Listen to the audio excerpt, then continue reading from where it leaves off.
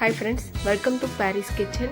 இன்னைக்கு வீடியோவில் தேங்காய் பால் சாதமும் கூடவே கொஞ்சம் காரசாரமான காடை வறுவல் தான் எப்படி செய்யுதுன்னு பார்க்க போகிறோம். அதுக்கு ஃபஸ்ட்டு நம்ம 2 டம்ளர் வாசனையுள்ள சீரக சம்பா அரிசி நான் எடுத்துக்கிறேன். இதையே நம்ம 2 டம்ளர் எடுத்து தண்ணி ஊற்றி கொஞ்சம் ஊற வச்சுக்கலாம். இப்போ பாருங்கள், நம்ம தண்ணி ஊற்றி அதையும் மாற்றி வச்சுடலாம். இதுக்கு 2 டம்ளர் சீரக சம்பா அரிசி செய்கிறதுக்கு, சாப்பாடு செய்கிறதுக்கு நான் ஒரு தேங்காய் எடுத்திருக்கேன். பாருங்கள், நான் இப்போ ஒரு முழு தேங்காய் உடச்சி எடுத்துகிட்டு வந்தாச்சு. இதை நல்லா நம்ம துருவி எடுத்துக்கலாம். இந்த மாதிரி துருவி எடுத்துட்டு நம்ம ஒரு மிக்ஸி ஜாரில் போட்டு கொஞ்சமாக தண்ணி சேர்த்து நம்ம நல்லா நைஸாக அரைச்சி எடுத்துகிட்டு வந்துக்கலாங்க ஃப்ரெண்ட்ஸ். அரைச்சி எடுத்துகிட்டு வந்தாச்சுங்க ஃப்ரெண்ட்ஸ். இதுக்கப்புறமா நான் இதை ஒரு சுத்தமான காடா துணி வச்சு நான் இதை நல்லா வடித்து எடுத்துக்க போகிறேன். இந்த மாதிரி செய்ய தெரியாதவங்க நம்ம வடிகட்டி கூட வச்சு வடிச்சுக்கலாம். இந்த மாதிரி துணியில் நம்ம வச்சு எடுக்கும்போது கொஞ்சம் கூட தேங்காயோட பிறுபிறுப்பு இல்லாமல் நம்ம நல்லா சுத்தமான பால் எடுக்க முடியும். அதனால நான் துணி வச்சு எடுத்துக்கிறேன். இல்லாதவங்க நம்ம வடிகட்டி கூட யூஸ் பண்ணிக்கலாம். நம்ம அரைச்சி எடுத்துகிட்டு வந்திருக்கிற எல்லா தேங்காயையும் இதே மாதிரி நம்ம துணியில் போட்டு நமக்கு தேவையான அளவு தண்ணி எவ்வளோ தேவைப்படுதோ அந்த அளவுக்கு நம்ம நல்லா அரைச்சி எடுத்துக்கலாம். எனக்கு 3 டம்ளர் அளவு தண்ணி தேவைப்படுது. 2 டம்ளர் அரிசிக்கு 3 டம்ளர் அளவு தேங்காய் பால் தேவைப்படுது. நான் இப்போ நான் துணியில் இருக்கிற எல்லாத்தையும் மறுபடியும் கொஞ்சம் கூட தண்ணி சேர்த்து அரைச்சி எடுத்துகிட்டு வந்து அந்த பால் எடுத்துக்கிட்டேன். நமக்கு தேவையான அளவு நான் பால் எடுத்தாச்சு ஃப்ரெண்ட்ஸ். இதை நம்ம இப்போ மாற்றி வச்சுக்கலாம். அடுத்தது நம்ம இப்போ சாப்பாடு எப்படி செய்கிறதுன்னு பார்க்கலாம் வாங்க. அதுக்கு ஒரு குக்கர் எடுத்து வச்சுக்கலாம். குக்கர் சூடானதுக்கப்புறமா ஆயில் சேர்த்தாச்சு. ஒரு 50 மில்லி அளவு சேர்த்திக்கோங்க. கூடவே வாசனைக்காக நம்ம 2 ஸ்பூன் அளவு நெய் சேர்த்துக்கலாம். இப்போ இதுக்கு எண்ணெய் சூடானதுக்கப்புறமா நம்ம வாசனை பொருட்களை சேர்த்திக்கலாம். 2 பிரியாணி இலை, 3 பட்டை, 2 ஏலக்காய், கிராம்பு முக்கு இதெல்லாம் சேர்த்தாச்சு ஃப்ரெண்ட்ஸ். கூடவே ஒரு 2 பெரிய வெங்காயம் நான் கட் பண்ணி எடுத்து வச்சுருக்கேன். இதையும் நம்ம போட்டுக்கலாம். கூடவே 3 பச்சை மிளகாய். இதை நல்லா நம்ம எண்ணெயில் வதக்கி விட்டுக்கலாம். நல்லா கிளறி விடுங்க. அடுப்பை கொஞ்சம் சிம்மில் வச்சு நல்லா வதக்கி விடுங்க. வெங்காயம் கொஞ்சம் கரிஞ்சு போகாமல் பார்த்துக்கோங்க. இந்த அளவு பாதி அளவு நல்லா வெந்து வந்ததுக்கப்புறமா நம்ம சீக்கிரமாகவே வெந்து வர்றதுக்காக கொஞ்சம் உப்பு சேர்த்துக்கலாம். இப்போ இது உப்பு சேர்க்கும்போது என்ன ஆகும், வெங்காயம் சீக்கிரமாக நமக்கு ஆயிலில் ஃப்ரை ஆகிடும் ஃப்ரெண்ட்ஸ். பாதி அளவு நல்லா வதங்கி வந்ததுக்கப்புறமா நம்ம அது கூடவே 1 ஸ்பூன் அளவு இஞ்சி பூண்டு விழுது சேர்த்துக்கலாம்.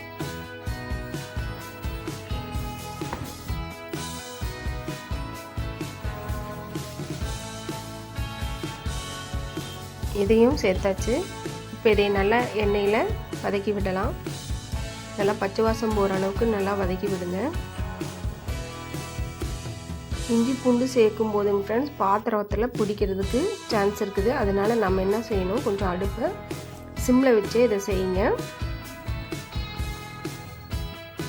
பாருங்கள், நல்லா வெங்காயம்லாம் வதங்கி வந்துடுச்சு. இஞ்சி பூண்டு வாசம் நல்லா வாசனையாக இருக்குது.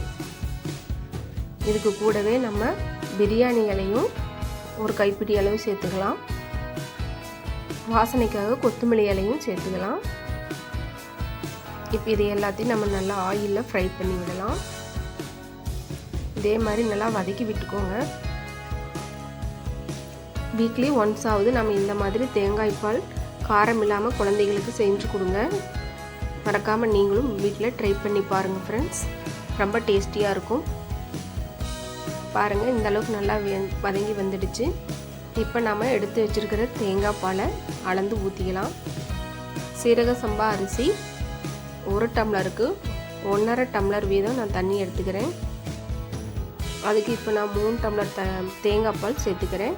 நமக்கு கொஞ்சம் பத்தலைன்னா நம்ம தண்ணி கூட ஆட் பண்ணிக்கலாம். பாருங்கள், 3 டம்ளர் அளவு தண்ணி ஊற்றியாச்சு. இப்போ இதை நல்லா கலந்து விட்டுக்கிட்டு தேவையான அளவு உப்பு சேர்த்து நம்ம நல்லா கொஞ்சம் கொதிக்க விடுவோம். இது நல்லா கொதிச்சு வரட்டுங்க ஃப்ரெண்ட்ஸ்.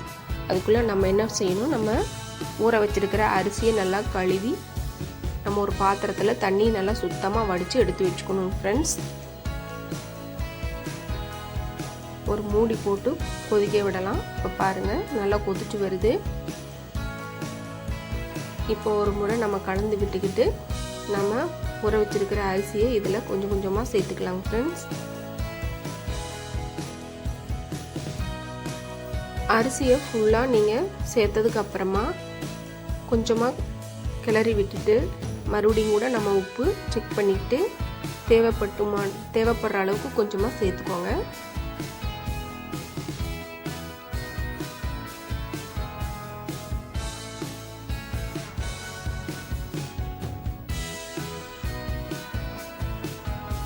இந்த அளவுக்கு ஆனதுக்கப்புறமா ஃப்ரெண்ட்ஸ் நம்ம இப்போ ஒரு மூடி போட்டு 2 விசில் விட்டுக்கலாம். நம்ம அரிசி ஊற வச்சுருக்கிறனால 3 விசில் தேவையில்லை, 2 விசில் விட்டாலே போதும். பாருங்கள் விசில் வந்துடுச்சு. குக்கர் விசில் அடங்கினதுக்கப்புறமா நம்ம இப்போ திறந்து பார்க்கலாம். நம்மளுடைய சுவையான தேங்காய் பால் சாதம் எப்படி ரெடியாக இருக்குதுன்னு பார்க்கலாங்க ஃப்ரெண்ட்ஸ். வாங்க பாருங்கள், நம்மளுடைய சூப்பரான சுவையான தேங்காய் பால் சாதம் ரெடி ஆயிடுச்சு. இதுக்கு மேலால் கொஞ்சம் வாசனைக்காக நான் 1 ஸ்பூன் அளவு நெய் சேர்த்துக்கிறேன். நெய் சேர்த்து இதை கொஞ்சமாக கிளறி விட்டுக்கலாம். சூடோடு கிளறும் போது நெய் உருகி நல்ல வாசனையாக இருக்கும். பாருங்கள், லைட்டாக நம்ம சாப்பாடு உடையாத மாதிரி கொஞ்சமாக கிளறி விட்டுக்கலாம். நம்மளுடைய சாப்பாடு ரெடி ஆயிடுச்சு ஃப்ரெண்ட்ஸ். நல்லா கிளறி விட்டுக்கோங்க. கொஞ்சம் கூடி இன்னும் 5 நிமிஷம் ஆறுனதுக்கப்புறமா நம்ம திறந்தோம்னா இன்னும் கூட சாப்பாடு ஒன்றோட ஒன்றும் ஒட்டாமல் நல்லா சூப்பராக இருக்கும் ஃப்ரெண்ட்ஸ். மறக்காமல் நீங்களும் இந்த டிஷ்ஷை ட்ரை பண்ணி பாருங்கள். இதுக்கு காம்பினேஷனாக நம்ம அடுத்து செய்ய போகிறது என்னன்னு பார்த்தீங்கன்னா காடை வறுவல். காரம் இல்லாமல் குழந்தைங்க சாப்பிட்றதுக்காக இந்த சாப்பாடு வச்சுக்கலாம். பெரியவங்க சாப்பிடணும்னா கொஞ்சம் காரசாரமாக கூட தொட்டுக்கிறதுக்கு நமக்கு ஏதாவது ஒரு கிரேவியோ வறுவலோ இருந்தால் நல்லாயிருக்கும். அதுக்காக அடுத்தது நான் காடை வறுவல் செஞ்சு காட்ட போகிறேன். ஸ்கிப் பண்ணாமல் வீடியோவை கடைசி வரைக்கும் பாருங்கள் ஃப்ரெண்ட்ஸ். உங்களுக்கு இது ரொம்ப பிடிக்கும் இந்த காம்பினேஷன். பாருங்கள், இப்போ காடை நல்லா வெட்டி க்ளீன் பண்ணி எடுத்துகிட்டு வந்தாச்சு. இப்போ நம்ம கொஞ்சமாக மஞ்சத்தூள் சேர்த்து நல்லா கழுவிக்க போகிறோம்.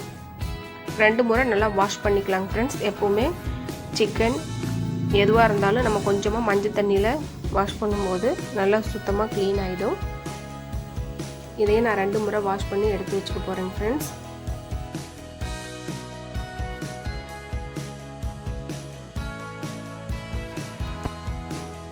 இதுக்கப்புறமா நம்ம ஸ்டவ் பற்ற வச்சு ஒரு வடைச்சட்டி வச்சுக்கலாங்க ஃப்ரெண்ட்ஸ். அதில் கொஞ்சமாக 50 மில்லி அளவு ஆயில் சேர்த்துக்கலாம். ஆயில் சூடானதுக்கப்புறமா கடுகு உளுந்தம் பருப்பு சேர்த்துக்கலாம். கூடவே பொடியாக கட் பண்ணி வச்சுருக்கிற ஒரு பெரிய வெங்காயம் எடுத்துருக்கிறேன். காரத்துக்கு தேவையான அளவு 3 பச்சை மிளகாய் எடுத்துருக்கேன். இதை எல்லாத்தையும் நம்ம நல்லா எண்ணெயிலேயே ஃப்ரை பண்ணி விடலாம்.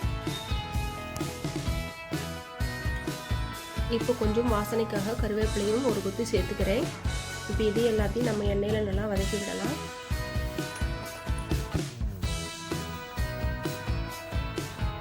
நல்லா ஆயிலில் நல்லா வெங்காயம் இந்த அளவுக்கு பொன்னிறமாக மாறினதுக்கப்புறமா நம்ம ஒரு 1½ ஸ்பூன் அளவுக்கு நம்ம இஞ்சி பூண்டு விழுது சேர்த்துக்கலாம்.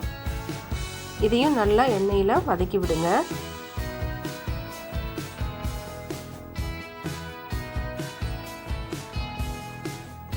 நல்லா வதங்கி வந்துருச்சுங்க ஃப்ரெண்ட்ஸ்.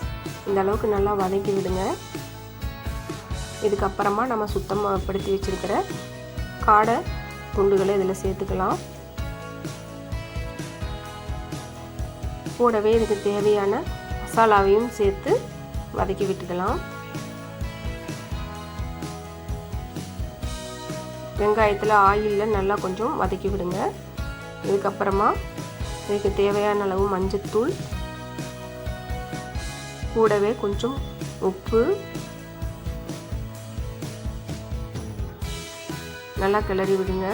மஞ்சத்தூள் உப்பு நல்லா கறியில் பிடிக்கணும். அதுக்காக நம்ம கொஞ்சம் ஆயிலில் கொஞ்சம் கொஞ்சமாக எடுத்த உடனே நம்ம தண்ணி ஊற்றி எதையும் வேக வைக்கக்கூடாதுங்க ஃப்ரெண்ட்ஸ். கொஞ்சம் இந்த மாதிரி கறிகளையெல்லாம் நம்ம ஆயிலில் ஃப்ரை பண்ணும்போது தான் கொஞ்சம் டேஸ்டியாக இருக்கும்.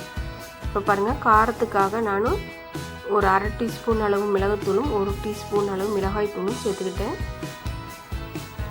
காரம் அதிகமாக தேவைப்படுறவங்க கொஞ்சம் கூட சேர்த்துக்கலாம்.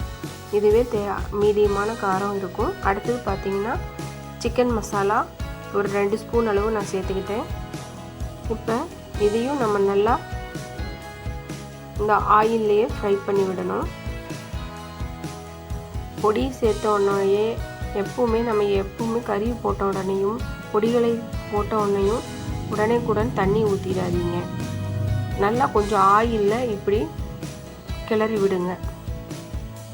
இப்படி ஃப்ரை பண்ணி விடும்போது அதோட பச்சை வாசனையெல்லாம் போய் நல்ல ஒரு சூப்பரான வாசனை வரும். அந்த அளவுக்கு வரும்போது நம்ம கொஞ்சமாக தண்ணி சேர்த்துக்கணும் ஃப்ரெண்ட்ஸ். பாருங்கள், இந்த அளவுக்கு நல்லா பிரட்டி விடுங்க. மசாலா பிடிக்கிற அளவுக்கு நம்ம கறிகளை நல்லா பிரட்டி விடணும். அதுக்கப்புறமா நமக்கு தேவையான அளவு இந்த காடை துண்டெல்லாம் கொஞ்சம் மூழ்கிற அளவுக்கு நம்ம தண்ணி சேர்த்துக்கலாம். இதுதான் அது வேகிறதுக்கு தேவையான அளவு தண்ணி. பாருங்கள், இந்த அளவுக்கு இருக்குது. இன்னும் கூட கொஞ்சம் ஊற்றுனா அது போதுமான அளவாக இருக்கும். ரொம்ப தண்ணி சேர்த்தோம்னா அது குழம்பு மாதிரி ஆகிடும். நாம் இப்போ வறுவல் தான் செய்ய போகிறோம்.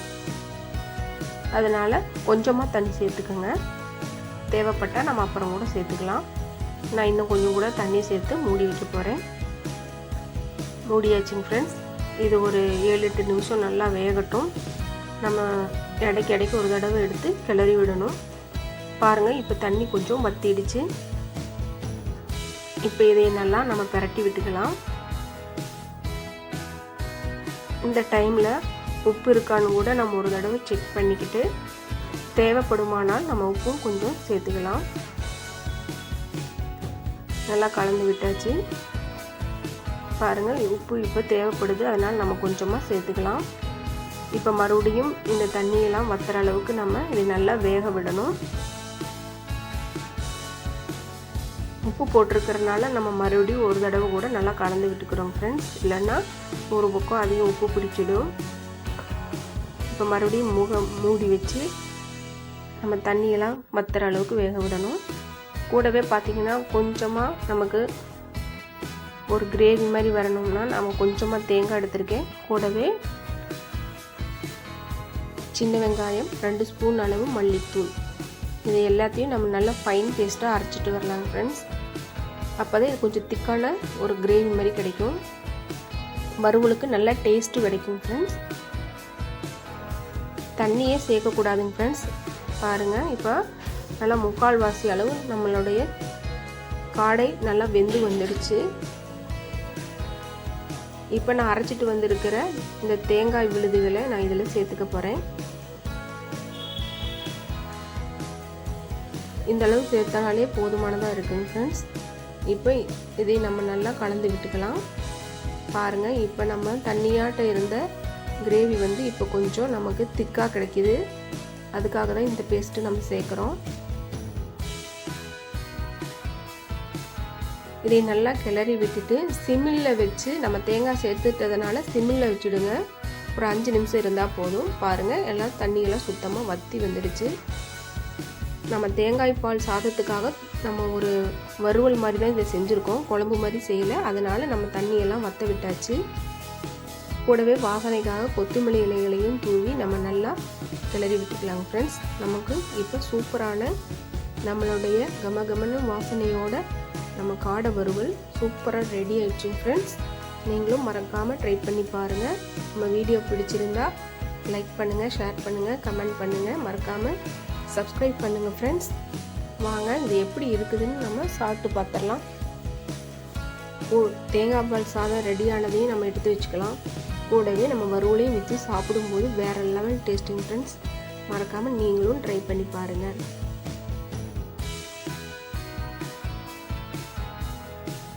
இதுவரை என்னோடய வீடியோக்களுக்கு ஆதரவு தந்து வரும் எல்லா சப்ஸ்கிரைபர்களுக்கும் என்னுடைய மனமார்ந்த நன்றி தெரிவிச்சுக்கிறேன் ஃப்ரெண்ட்ஸ். தேங்க்ஸ் ஃபார் வாட்சிங்.